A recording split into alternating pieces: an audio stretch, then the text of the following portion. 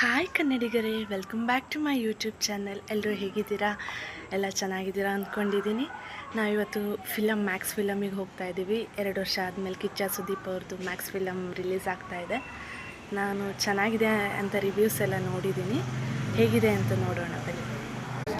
ನೋಡಿ, ಈಗ ಫಿಲಮ್ ಥಿಯೇಟ್ರಿಗೆ ಬಂದಿದ್ದೀವಿ. ಯಾವ ಥರ ರಶ್ ಇದೆ ಅಂತ.